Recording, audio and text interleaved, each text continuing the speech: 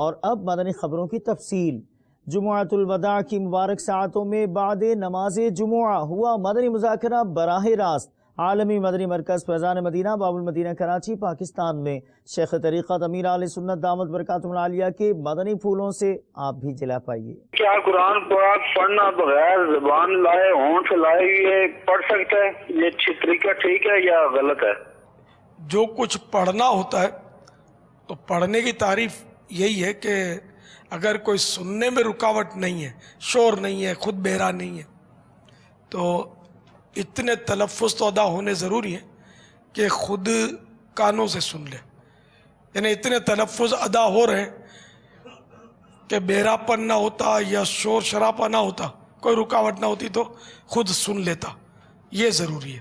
کچھ لوگ کہتے ہیں کہ یہ جو اربع رمضان جو رخصت ہوتا ہے تو اس سے پہلے ہی چند دن پہلے ہی الوداعی پڑھی جاتی ہے اور رو رو کر اس طرح کے معاملات کیے جاتے ہیں، تو یہ رمضان کے رخصت ہونے سے پہلے ہی آپ اس کو مطلب دھکا لگا رہے ہیں اور اس طرح کے الفاظ کچھ ملے جلے کہتے ہیں، تو کیا ایسا کہنا ان کی طرف سے یہ کیسا ہے؟ اس کے بارے میں جواب ارشاد کرنا ہے۔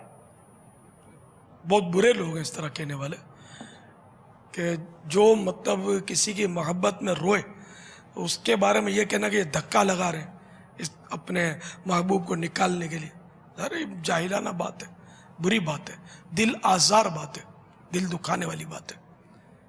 اس سے ان کو رجوع کرنا چاہیے کہ جو بھی سنے گا، جس کو یہ کہیں گے، دل تو دکھے گا نا اس کا، کہ ہمارا دل اس نے چیر کر دیکھ لیا کہ ہم دھکا مار رہے ہیں یا ہم کتنی محبت کرتے ہیں ماہ رمضان سے، ہمارا دل جانتا ہے۔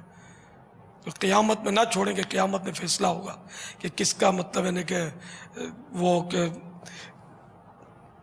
دھکا مارتا نوالا صحیح ہے یا جو کہتا ہے کہ مجھے دل میں محبت ہے وہ صحیح ہے۔ اس سے پہلے یہی ہے کہ صلح ہو جانی چاہیے اور ہمیشہ ہمیشہ کے لیے اس طرح کے الفاظ سے توبہ کر لیجئے، جو بھی کہتا ہے وہ توبہ کرنی چاہیے۔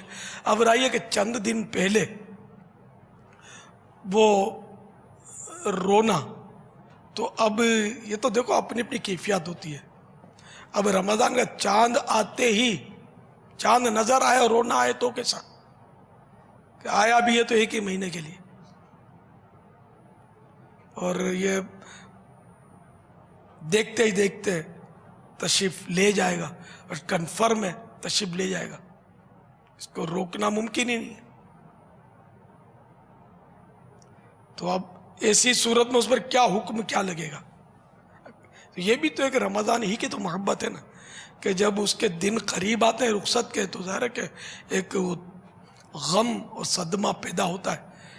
بیٹا ملک دوسرے ملک سے آیا سال بھر کے بعد، ماں باپ کی اور بیٹے کی محبتیں ہیں بہترین، گلے شکوے نہیں ہیں جیسے اکثر گھروں میں ہوتے ہیں۔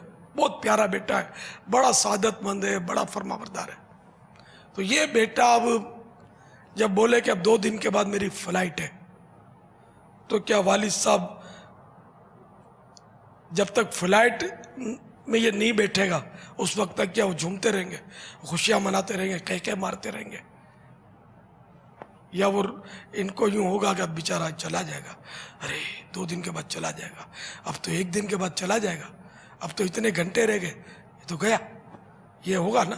تو اس میں کیا آپ اگر وہ ماں باپ اپنے بیٹے کی محبت میں روتے ہیں 2-4 دن پہلے، تو کیا بولیں گے دھکا مار رہے ہیں؟